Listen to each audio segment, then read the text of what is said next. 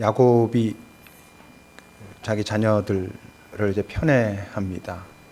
네, 그 편애를 굳이 나누자면 두 종류의 편애가 있습니다. 하나는 이쪽 둘 중에서 한쪽을 더 사랑하는 경우가 있지요. 아마 대부분 가정이나 이런 데서 편애가 있다면 그런 형태일 겁니다. 근데 아주 극단적인 편애는 어떤 거냐면 한쪽은 무지 사랑하지만 한쪽은 아예 미워하는 경우들도 있지요. 소위 그 콩쥐 팥쥐 얘기는 그런 얘기 아닙니까? 팥쥐 엄마가 콩쥐 미워하고 팥쥐만 이뻐하고 아주 극단적으로 미워하고. 근데 우리가 이렇게 살다 보면 그런 경우는 그렇게 많지 않은 것 같아요. 내가 사랑해야 하는 대상들 중에서 누구는 정말 막 미워하는 경우는 어떤 특정한 경우들이 있지만 그렇게 많아 보이진 않습니다. 그냥 일반적인 사람들이라면 대부분 그냥 자기도 모르게 한쪽이 더 이쁜 거죠.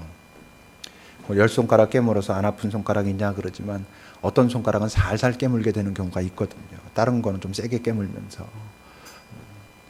여러분들 자녀들에게도 그럴 수 있고 주변에 있는 사람들과의 관계에서도 그럴 수 있습니다. 근데 다른 한쪽을 미워하진 않지만 한쪽을 더 사랑하는 경우, 얘도 사랑하지만 이쪽을 더 사랑하는 경우, 우리는 자기가 편애하고 있다고 하는 사실을 의식하지 못하는 경우도 많고요. 또 바로 그렇기 때문에 어떤 위험성이 있냐면 어디를 누구를 아예 확 미워하면 그걸 의식할 텐데, 미워하는 건 아니라고 한다면 뭘 놓치기 쉽냐 하면 덜 사랑받는 자들이, 그것이 실제건 아니건 어쨌건 덜 사랑받는다고 느끼는 자들이 그 갖게 되는 섭섭함 같은 것들을 놓칠 수 있어요. 그럴 이유가 없는 것 같은 거죠, 자기가 생각할 땐. 근데 그 섭섭함이 사실 그 당사자들에게는 되게 심각한 거거든요. 실제로 야곱의 경우 같은 경우는 굉장히 극단적인 편애를 했잖아요. 다른 자녀들을 미워하게 했겠습니까? 다 어렵게 얻은 자녀들인데 미워하지는 않았지만 요셉을 아주 극단적으로 편애했었거든요. 그런데도 야곱은 그 다른 자녀들이 얼마나 섭섭해하는지 억울해하는지에 대해서는 별로 감각이 없었던 것 같아요. 오늘 본문 여러분 18절을 보십시오. 요셉이 이제 그들에게 가까이 옵니다. 이 장면은 어떤 장면이냐 하면 이제 그 요셉의 형들이 그 야곱이 있는 곳에서 꽤 멀리 거의 100km 이상 떨어진 곳에서 양을 치고 있었어요. 거기에 이제 가가지고 아버지 야곱이 요셉에게 가서 형들 잘 있나 보고 와라 이렇게 해가지고 지금 거기로 찾아간 장면이에요. 근데 그 가까이 왔을 때 그들이, 형들이죠, 요셉을 멀리서부터 보고는 어떻게 했다고 했냐면 죽이기를 꾀했다 그랬어요. 무슨 소리입니까 이게? 그 형들은 죽이고 싶을 만큼 요셉이 미웠다는 거예요.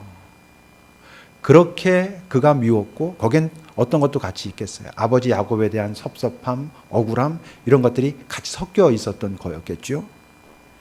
근데 이 형들이 요셉을 죽이고 싶을 만큼 미워한다는 사실을 아버지 야곱은 잘 몰라요. 그 앞에 14절을 여러분 보세요. 이스라엘이 야곱이죠. 야곱이 그에게, 요셉이에요, 요셉에게 뭐라고 말하냐면 가서 네 형들과 양떼가 다 잘 있는지를 보고 돌아와서 나에게 알려다오 이렇게 말해요. 그러니까 요셉을 거기에 같이 보내진 않았어요. 양치라고. 자기랑 같이 있다가 너 가가지고 지금 형들이 그거 하고 있는데 잘하고 있는지 보고 와라. 이건 결코 감시하고 와라 이런 의미라기보단 형들도 잘 있고 가족들도 잘 있는지, 별로 무사하게 별일 없이 잘 지내고 있는지 가서 좀 보고 와라. 내가 궁금하다 이런 얘기죠. 근데 지금 형들은 그렇게 해서 간 요셉을 보고 죽이려고 하고 있어요.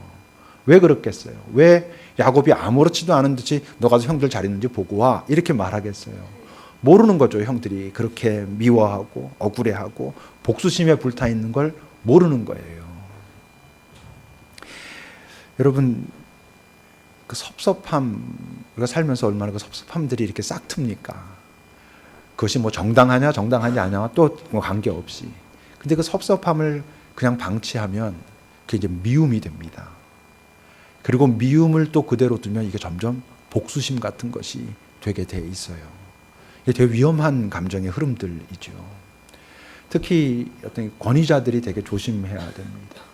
뭐 부모들이 그럴 수도 있고, 저 같은 경우가 그런 위험성에 항상 노출된 사람들이죠. 근데 이게 참 조심해야 되는 것이긴 한데, 그래서 두루두루 잘 살펴야 하는 것이긴 한데, 이게 변수가 참 많습니다. 이게 뭐 제 하소연처럼 들릴지 모르지만, 누가 이렇게 섭섭한 걸 제가 모르고 있을 수도 있어요. 어떤 상황이 어떻게 되는지도 모르고 있을 수 있지 않겠어요? 그래서 제가 이렇게 목회를 하면서 참 고마운 사람들이 있어요. 어떤 사람들이 고맙냐면, 저한테 와서 고자질이 아니라, 누가 요즘 어떤 것 때문에 되게 많이 아파하고 있습니다 라든지, 어떤 것 때문에 좀 목사님한테 섭섭하게 느끼는 것 같던데요, 이렇게 말해주는 사람이 참 고마워요. 뭐 제가 뭐 극단적으로 누구는 미워하고 누구는 이뻐하고 뭐 이러게 하겠습니까? 근데 다 할 수가 없어요. 또 어떤 때는 잘 아는 것 같아도 순간적으로 상황이 바뀌거나 또 나 자신이 어떤 때는 되게 어렵거나 이럴 때 모를 수 있거든요. 이게 참 쉽지 않은 문제인 것 같아요. 섭섭하지 않게 해야 하는데, 섭섭하지 않게 해야 되는 사람도 그렇고, 또 그 사람이 섭섭함을 느끼는 이유는 자기가 생각하는 이유랑 또 다른 경우도 참 많거든요. 실제로는 그 문제 때문이 아닌데 다른 것에 의해 가지고, 근데 눈앞에 딱 머리에 떠오르는 건 그것 때문인 것 같고, 이런 경우들도 참 많거든요. 근데 어쨌건 오늘 요셉의 형들은 요셉을 죽이고 싶을 만큼 미웠어요. 여러분 18절을 다시 보면, 요셉이 그들에게 가까이 오기 전에 그들이 요셉을 멀리서부터 보고 그를 죽이려고 해요. 죽여야 되겠다 이래요. 멀리서부터 봤다는 거예요. 꽤 멀리 떨어져 있는데 요셉인 걸 딱 알아봐요. 어떻게 알아봤겠어요? 요셉이 입은 채색옷 때문에 알아봤겠죠. 지금 이 형들에게는 그 채색옷에 대한 깊은 상처가 있어요. 아버지가 자기 그 동생 요셉에게만 그 옷을 지어서 입혀놨었거든요. 그 상처가 있기 때문에 어떻게 하냐면요, 여러분 그 23절을 보십시오. 본문 23절을 보면, 요셉이 그렇게 형들에게 왔을 때 그의 형들이 어떻게 합니까? 요셉의 옷, 우선 그 옷부터 벗겨요. 이거 죽여서 저 구덩이에 던져버리자 먼저 이러면서 뭐부터 하냐면 그 채색 옷이 보기 싫은 거야. 그러니까 채색 옷을 벗겨가지고 뭐 찢어버리고 싶든지 뭐 어떻게 하든지 그렇게 하는 거, 보기가 싫은 거죠. 여러분 상처가 떠오르는 도구들이 있죠. 뭐 어떤 것만 봐도 확 상처가 건드려져서 보고 싶지도 않아. 상처가 떠오르는 장소도 있죠. 거긴 아예 가고 싶지도 않아. 어떤 사람은 상처가 떠오르는 음식도 있어요. 그죠? 옛날에 하도 그거 먹어가지고 이제 다시 보고 싶지도 않다 이럴 수도 있어요. 그게 참 얼마나 우리들을 이렇게 괴롭히는지. 사실 걔네들이야 무슨 잘못이 있겠어요. 근데 우리가 참 많이 그런 것 때문에 아파하고 힘들어하고 그렇습니다. 근데 분명히 채색옷에 그렇게 깊은 상처가 있고, 저 채색옷을 보자마자 알았고 요셉을 어떻게 하기 위해서 제일 먼저 그 옷부터 찢어버렸는데, 그 다음에 어떻게 얘기하냐면요, 19절을 보십시오. 그들이 이제 요셉을 보면서 죽이기를 꿈꾸면서 어떻게 하냐면 서로 이르되 저기 꿈꾸는 자가 온다 그래요. 이렇게 말해야 할 수 있잖아요. 저기 혼자만 채색옷 입은 놈 온다 이렇게 말할 수 있죠. 다시 말하면 혼자 아버지의 사랑을 독차지한 저놈 온다고 죽여버리자 이럴 수도 있어요. 또 앞에서 요셉이 형들 뭐 조금만 잘못해서 가서 다 이르고 고자질하고 그랬어요. 그러니까 저 고자질쟁이 저놈 온다 저 죽여버리자 이럴 수도 있어요. 근데 오늘 형들이 그를 보면서 그에게 뭐라고 말하냐면 저기 꿈꾸는 자, 꿈꾼다고 지금 폼 잡는 놈이 오고 있다 저거 죽여버리자 이래요. 뭘 말하게요? 지금 그 형들을 정말로 불편하게 하는 건 요셉이 입은 채색옷이 아니에요. 그게 뭐 좋을 리야 없지만, 형들을 정말로 불편하게 하는 건, 다시 말하면 죽이고 싶을 만큼 미워하게 하는 건 그가 고자질했다는 그 사실 때문도 아니에요. 분명히 그것이 플러스의 역할은 했겠지만, 지금 형들이 정말로 아주 깊이 고통스러운 건 뭐냐면 요셉이 꾸고 있는 꿈이에요. 그가 꿨다고 하는 꿈, 그가 자신들에게 말했던 그 꿈이 그들을 정말 못 견디게, 죽이고 싶을 만큼 미워하게 만들고 있다는 거예요. 우리가 살면서 이런저런 상처를 경험하고 그 내 안에 어떤 미움들이 있고 되게 시기심도 있고 지금 내 삶이 되게 마음에 안 들고 막 이런 경우들이 있죠. 누구만 보면, 아니면 어떤 상황만 보면 막 미쳐버리겠고 이런 경우들이 있죠. 우린 대부분 그 이유를 과거에 있었던 어떤 일 때문이라고 그렇게 딱 생각하기 쉬워요. 또는 현재의 상황에서 저와 내가 비교해 보니까 내가 이렇게 뭔가 잘못되어 있는 것 같고, 그래서 뭐 시기심 아니면 열등감 이런 거에 빠져 있다라고 생각하기 쉬워요. 분명히 이유가 있죠. 그것이 이유가 되죠. 과거의 어떤 일들이 나를 지금 이렇게 힘들게 하고 있어. 내가 지금 아주 죽을 것 같아. 이럴 수 있어요. 근데 여러분, 그런 것들이 이유가 아닌 것은 아니지만 정말 중요한 이유는 뭐냐 하면요, 지금 내가 꿈이 없기 때문이에요. 다시 말하면 지금 내가 내 삶에 대한 기대가 없기 때문에 그래요. 사람들이 이렇게 말해요. 그런 것 때문에 내가 지금 기대를 갖고 있지 못해라고 생각하고 싶은 거예요. 그래서 내가 지금 기대를 갖지 못하고 이런 무기력에 빠져 있고, 지금 내가 아무런 꿈도 내 미래에 대한 소망도 갖지 못하는 이유는 저것들 때문이야 라고 생각하는데, 사실은 저것들 때문에 내가 그런 게 아니고 지금 내가 그렇기 때문에 저것들이 나를 더 아프게 하는 거예요. 과거의 어려움과 아픔이 있는 사람도 지금 이 순간 내 삶에 대한 어떤 기대를 품기 시작하면 의외로 그 상처를 훨씬 가볍게 여길 수 있어요. 그 상처 들고 갈 수 있어요. 여러분, 사람의 삶에 상처가 없는 사람은 없어요. 근데 그 상처를 치유하겠다고 너무 집중하는 건 실제로 그 상처의 치유법은 아닐 수도 있다는 것을 우리가 알아야 돼요. 우리가 예수님을 사용할 때 너무 과거 상처를 치유하는 용도로만 사용하고자 하는 그런 오류들이 있어요. 그 부분을 분명히 주님께서 하시지만, 주님께서 우리에게 기대하시는 더 소중하고 중요한 그 어떤 것은 네가 지금 살아있다면 앞으로 살아가야 할 삶이 있다는 그 소망을 가지라는 거예요.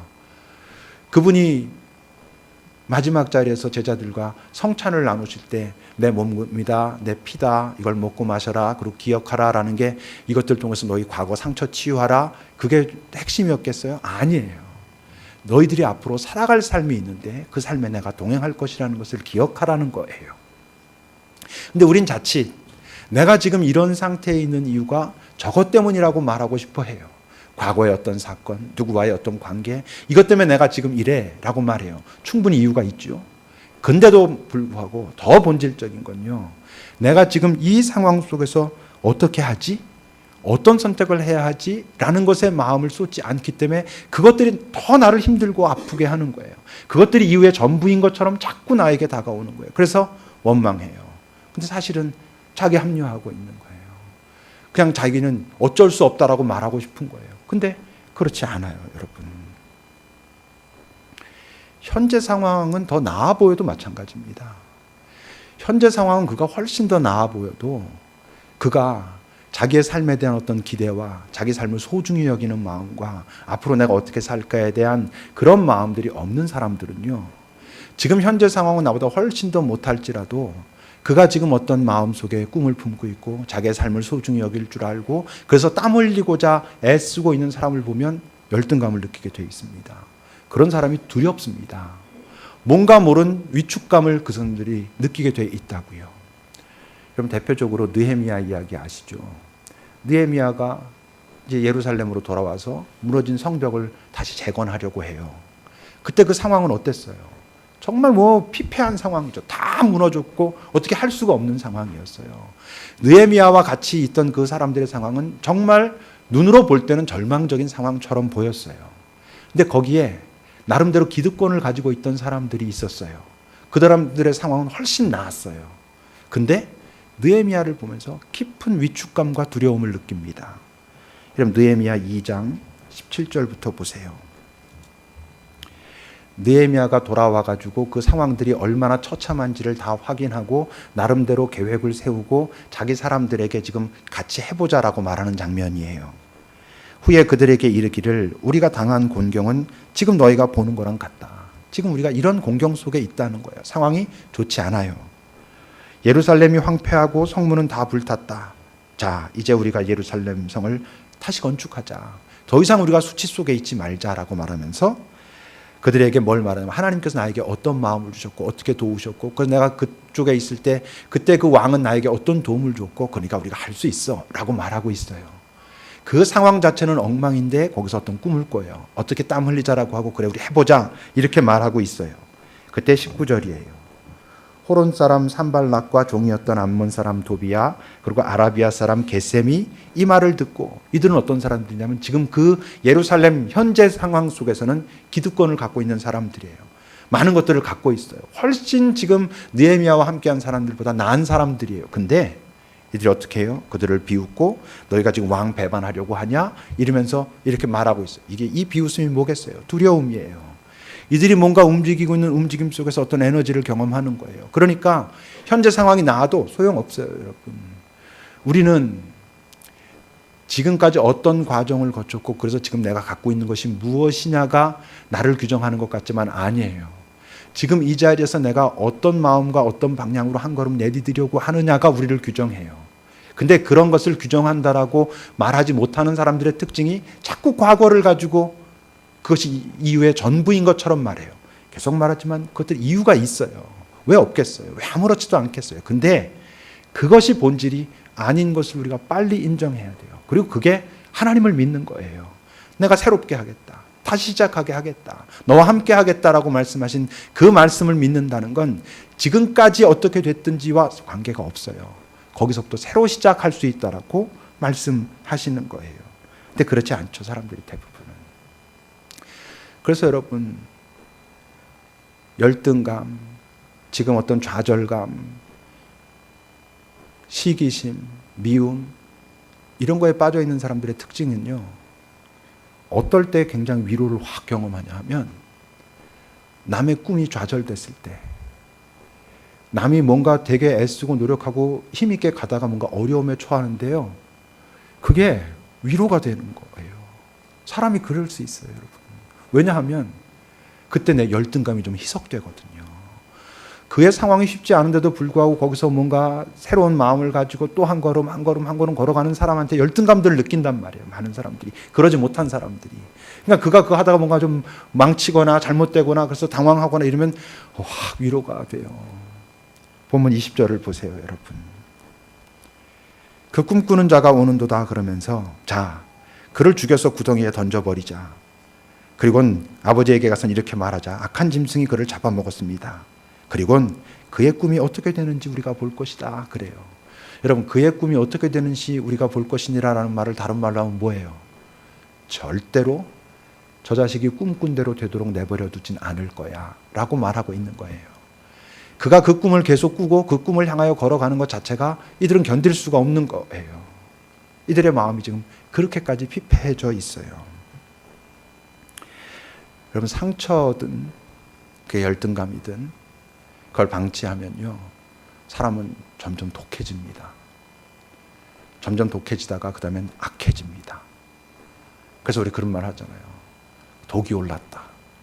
그러다 악만 남았다. 이러잖아요. 점점 사람이 그렇게 되거든요. 우리가 알지 못하는 사이에 그런 상처, 열등감 이걸 방치하고 있을 때 악한 영들이, 어두운 세력들이 우리를 또 건드리거든요. 점점 그쪽으로 가거든요.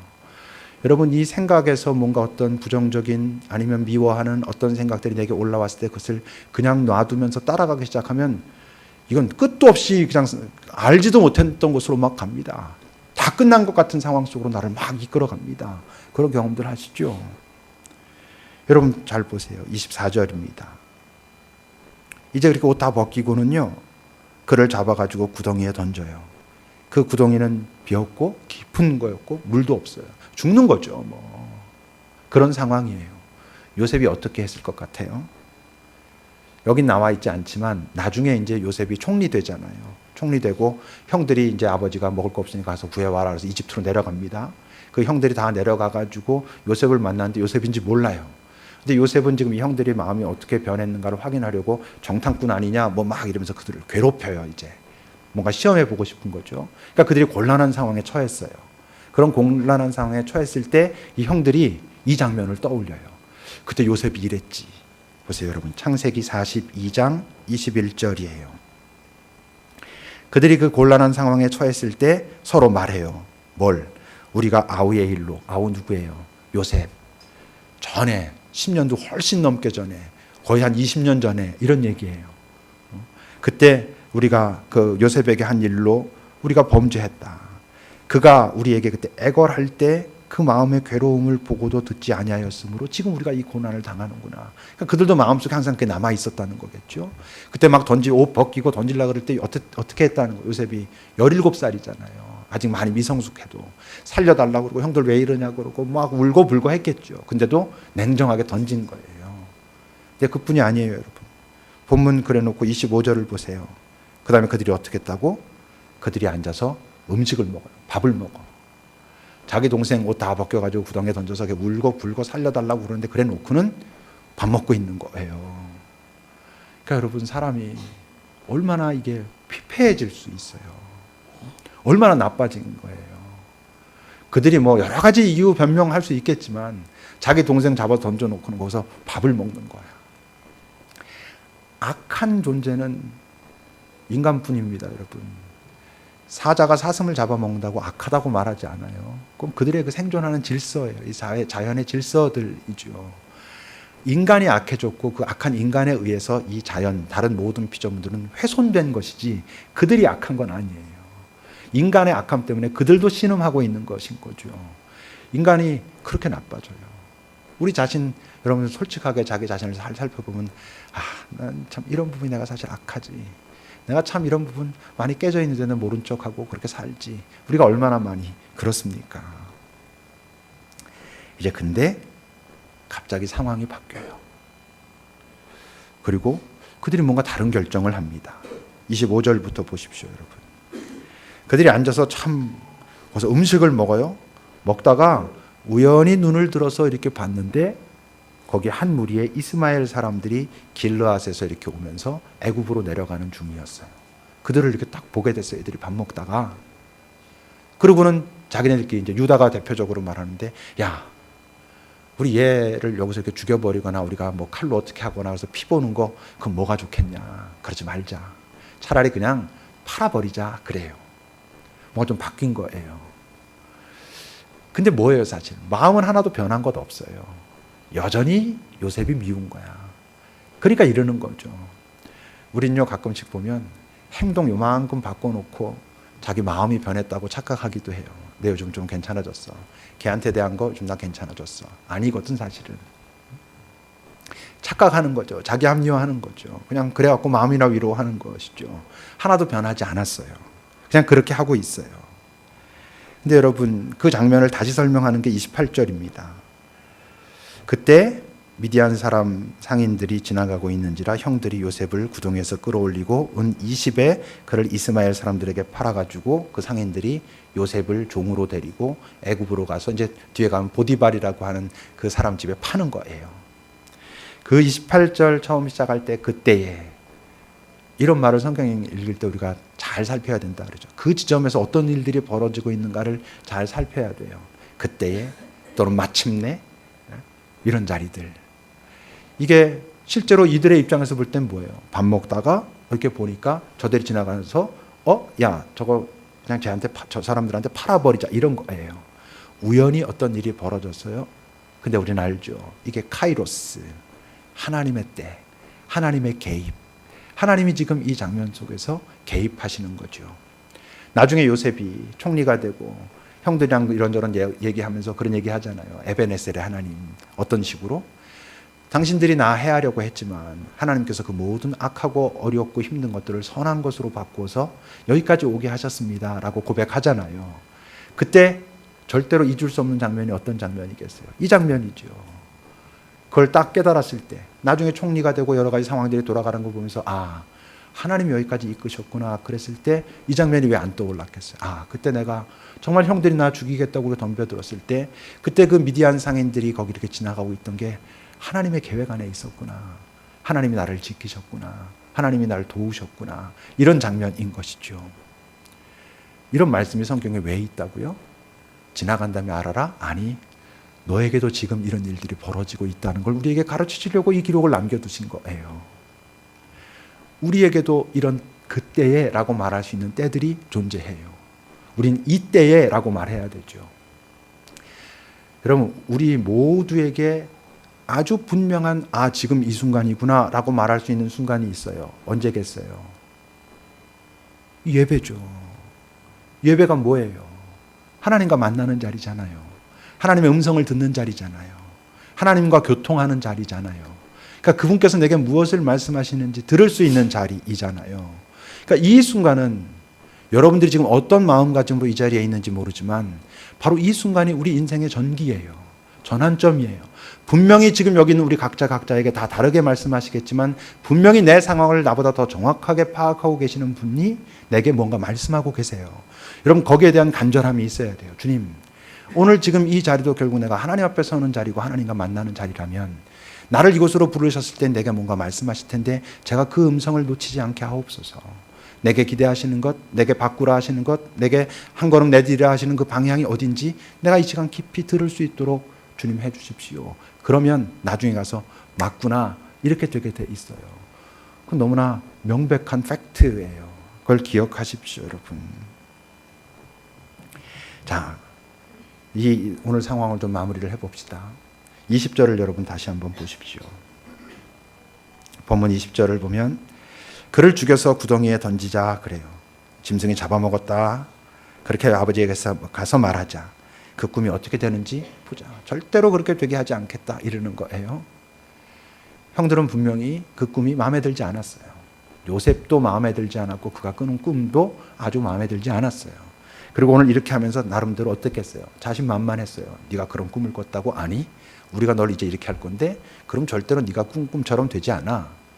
한번 볼까? 이러고 있는 거예요. 근데 어떻게 돼요? 이들이 오판이에요. 요셉이 꿈꾼 대로 됐어요. 꿈이 그것이 내가 꾸는 꿈이든 내 옆에 있는 어떤 사람이 꾸는 꿈이든 어떤 공동체가 꾸고 있는 꿈이든 그 꿈이 내 마음에 드느냐 안 드느냐는 가장 중요한 것이 아니에요. 그리고 그 꿈이 이루어져가는 그 꿈을 진행해가는 과정에서 내가 어떤 역할을 해야 되는가, 그 역할이 내가 내 마음에 드느냐 안 드느냐도 중요하지 않아요. 가장 중요한 건 뭐겠어요? 그 꿈이 어디에서 왔는가 하는 거예요. 내가 꾸는 뭔가 내게 자꾸 도전이 있고 내가 자꾸 거기에 대해서 관심을 갖게 되고 자꾸 그런 어떤 상황들이 만들어지는데 나는 마음에 들지 않을 수 있어요. 아, 나는 정말 그거 너무 싫어. 근데 내가 너무 싫으냐 좋으냐는 중요하지 않아요. 가장 중요하진 않아요. 아무렇지도 않은 건 아니겠지만. 뭐가 중요하다고? 근데 이 부딪힘이 어디에서 오지? 하나님께서 내게 주시는가? 아니면 사단이 하는 유혹인가? 아니면 지금 내가 하도 힘드니까 그냥 내 마음대로 나 합리화시키고 이렇게 하려고 지금 드는 마음인가? 이걸 살펴야 돼요. 내 친구가 아니면 누군가 어떤 꿈을 꾼다고 해요. 함께 하자고 그래요. 내 마음에 드냐 안 드냐가 중요하지 않아요. 그 꿈을 하나님께서 주셨는가? 그리고 나도 거기에 동참하기를 원하시는가? 이 공동체도 다 마찬가지예요. 물론 요셉의 형들은 여러분 변명할 수 있어요. 충분히 변명할 수 있죠. 사실 요셉의 형들은 요셉의 꿈을 인정한다는 게 쉽지 않죠. 그거 어떻게 쉽게 인정하겠어요. 아버지가 요셉만 사랑하고 요셉에게만 모든 거 다 해주고 자기네들은 좀 이렇게 항상 빼놓고 이렇게 하고 자기네들만 밖에 나가서 일하게 하고 이러는데 요셉이 꿈꿨다 했을 때 오케이 너 참 대단해 이러고 쉽지 않죠. 자신들이 스스로 꿈꾸기도 쉽지 않아요. 왜 그렇겠어요? 건강한 꿈은 뭐랑 아주 밀접한 관계가 있냐 하면요, 내가 사랑받고 있다고 하는 안정감과 아주 밀접한 관계가 있어요. 내가 사랑받고 있다고 하는, 내가 받아들여지고 있다고 하는 그 안정감을 가지고 있는 사람이 잘 꿈꿀 수 있어요. 우리나라에서 이렇게 전해져 오는 말들 중에 참 나쁜 말들도 많아요. 이런 말 참 나쁜 말이에요. 억울하면 출세하라. 이런 말들 나쁜 말이에요. 억울하면 출세하라 그러니까 너 지금 억울해? 그럼 너도 출세해. 그러면 그 사람 어떻게 돼요? 내가 무슨 수를 써서라도 출세해가지고 나도 더 독하게 해야지. 뭐 이렇게 돼요, 자꾸만. 그래서 억울하면 출세하는 게 아니라 억울하면 그 억울함 속을 좀 더 잘 살피고 거기서 잘 일어서고 이런 과정이 있어야 되는데 출세하라 그러니까 무슨 수를 써서라도 일단 내가 출세해야지 이렇게 되니까 더 나빠지죠. 왜 그 꿈이 문제이겠어요? 자기가 사랑받고 있다고 하는 안정감이 없거든요. 부모들이 자식들을 가르칠 때 그 자식이 먼저 사랑받고 있다는 안정감을 주지 못한 채로 너는 왜 꿈이 없냐, 너 뭐 되고자 하는 게 없냐, 하고 싶은 게 없냐 이렇게 말하면 그들이 꾸는 꿈은 많이들 왜곡될 가능성이 많아요. 먼저 그들에게 꿈을 꾸라고 말하기 전에 사랑받고 있다고 하는 안정감을 먼저 심어주는 것이 훨씬 중요한 거예요. 근데 바로 그렇다면 여기는 우리 모두는 꿈을 꿔야 돼요. 건강한 꿈을. 그리고 꿀 수 있어요. 왜? 우리 여기 왜 있어요? 하나님께서 나를 사랑하신다라고 하는 전제 때문에 지금 여기 있는 거잖아요. 가끔 내 느낌이 하나님이 정말 날 사랑하시나? 근데 나 왜 이렇지? 라고 하는 우리의 감정의 흔들림이 있을 수 있지만 우리는 분명히 잘 생각해 보면 내가 지금 그렇게 느낌에도 불구하고 팩트는 하나님이 나를 사랑하신다는 거지. 그분은 사랑이시고 나를 위하여 당신의 아들을 보내셨고 나를 자녀 삼으셨고 내 삶의 지금 자리가 많이 쉽지 않음에도 불구하고 여전히 나를 기다리고 나와 함께 하시는 분이시지라는 걸 인정하는 사람들이잖아요. 그러면 꿈을 꿔야죠. 내 과거가 어떻게 되고 내 지금 남들은 다 이렇게 됐는데 나만 지금 가진 게 없어갖고 이렇고 거기에 자꾸 현재의 나를 갖다 변명하려고 하지 말고 합리화하지 말고 힘들긴 힘들겠지만 안 그런 사람보단 그럼에도 불구하고 그것 때문에 내 인생은 이럴 수밖에 없어라고 말하는 건 그건 하나님을 믿는 게 아니에요. 바울이 그랬죠. 나는 어디에 있든지 자족하는 법을 배웠다. 풍부에 있을 때도 있고 비천에 있을 때도 있지만 그게 꼭 돈 문제겠어요. 내 상황이 별 문제 없이 잘 풀려갈 때도 있고 여러 어려움과 아픔 속에 있을 때도 있지만 내가 자족하는 법을 배웠다. 그 말은 나는 다 좋아 이런 얘기 아니에요. 좋을 수도 있고 안 좋을 수도 있죠. 비천에 처하고 상황이 어려운데 좋아 그러겠어요. 그 이상한 거죠. 오히려 좋을 때도 있고 안 좋을 때도 있지만 내가 자족하는 법을 배웠다는 것은 좋을 때도 있고 좋지 않을 때도 있지만 내가 그것을 일단 수용하겠다 이런 거예요. 왜? 바울이 알게 된 게 있거든요. 내가 지금 어떤 상황에 처해 있다면 그 상황을 수용해야지만 그 상황의 실체를 볼 수 있다는 것을 바울은 아는 거예요. 나는 이 현실을 부정하고 싶어 이러니까 그 현실의 실체가 뭔지 모르는 거죠. 그 현실을 인정하고 받아들여야 이 현실 속에서 지금 하나님께서 내게 뭘 말씀하시는가를 들을 수 있어요. 그걸 들어야 형통한 인생이 되는 거예요. 지금 이 상황이 별로 좋지 않지만 힘들지만 아프고 억울하지만 근데 내가 이 자리에 있다면 여기서 내가 내디뎌야 될 한 걸음은 뭐지? 라는 것은 그것을 수용해야 인정해야 내가 이 자리에 있구나 그렇구나 라고 직면해야 볼 수 있어요. 그게 바울이 말한 내 같은 모든 상황 속에서 자족하는 법을 배웠다라고 말하는 거예요. 그렇게 살았던 그 바울의 고백이 이거예요. 빌립보서 3장 12절에서 14절을 보십시오. 그가 이렇게 고백해요. 내가 이미 얻었다 함도 아니요 온전히 이루었다 함도 아니라 내가 얻은 것 같기도 하고 이룬 것 같기도 하지만 아직 끝나지 않았다 이거예요. 여기에서 멈추지 않겠다는 거예요. 오직 내가 그리스도 예수께 잡힌 바 된 그것을 잡으려고 달려가노라. 형제들아 나는 아직 내가 잡은 줄로 여기지 아니하고 오직 한 일 즉 뒤에 있는 것은 잊어버리고 다 좋기만 한 거였겠어요? 나쁜 것도 있겠죠. 그렇지만 그것을 거기에 매이지 않겠다는 거예요. 그리고 앞에 있는 것을 잡으려고 표대를 향하여 그리스도 예수 안에서 하나님이 위에서 부르신 부름의 상을 향하여 내가 달려간다. 지금 이 자리가 어떠했든 나의 과거가 어떠했든 만만치 않은 것들 참 많지만 그것이 내 앞으로 살아갈 인생을 규정하도록 내버려 두지 않겠다는 거예요. 내려놓겠다는 거죠. 그리고 지금 이 순간 내 주님께서 무엇을 기대하시는지 한 걸음 또 걸어가겠다는 거죠. 저 표대를 향하여.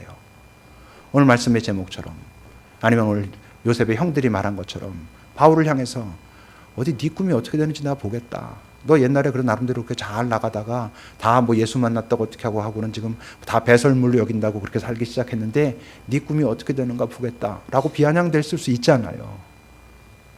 막을 수 없어요. 지금 바울이 이 마음 가지고 걸어가는 한 잠시 자기네들이 막아서는 것 같고 이기는 것 같지만 결국 그 전쟁은 바울이 이길 거예요. 왜? 사실은 이미 이긴 전쟁이거든요. 그 길을 그냥 따라가는 거거든요. 주님과 함께 동행하는 거거든요. 여기는 우리도 마찬가지입니다. 여러분들의 과거의 삶이 마음에 안 들 수 있죠.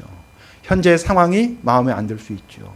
그것 때문에 힘들어할 수 있죠. 괜찮아요. 힘들죠. 그 힘든 것 자체를 뭐라 그러시진 않아요. 다만 그렇기 때문에 나는 어쩔 수 없어 라고 하는 건 주님이 아니 그러신다는 거예요. 그렇지 않아. 그럼에도 불구하고 너는 여기서 또 한 걸음 걸어갈 수 있어. 그리고 그게 아직 네가 이 땅에 살아있는 아주 중요한 이유야 라고 말씀하시죠. 기도합시다.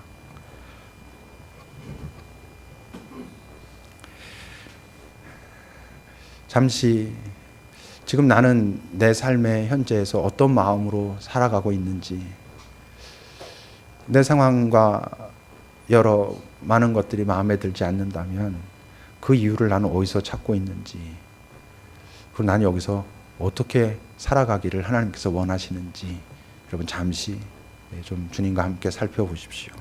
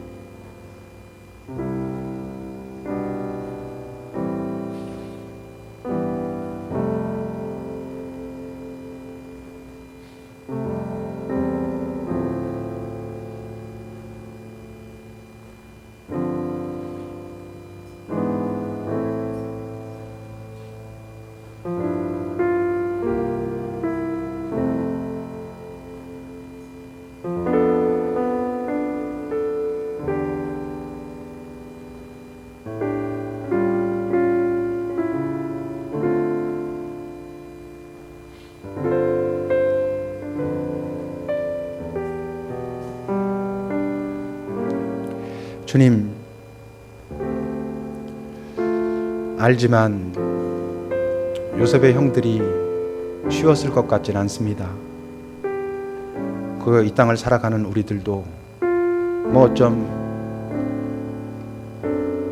요셉의 형들만큼 힘든 사람들도 많이 있고요. 주님, 그럼에도 불구하고 주께서 우리에게 참 간절히 기대하시면서 기다리신다는 그것은 잊지 않도록 어떠하든 어떠했든 지금 이 순간 현존하시는 주님은 내게 또 손 내밀고 일어서라 같이 가자 하신다는 것을 우리가 기억하도록 용기를 가질 수 있도록 한 걸음 내디딜 수 있도록 도와주십시오. 또 우리끼리도 서로 돕게 하여 주십시오. 예수님의 이름으로 기도합니다. 아멘.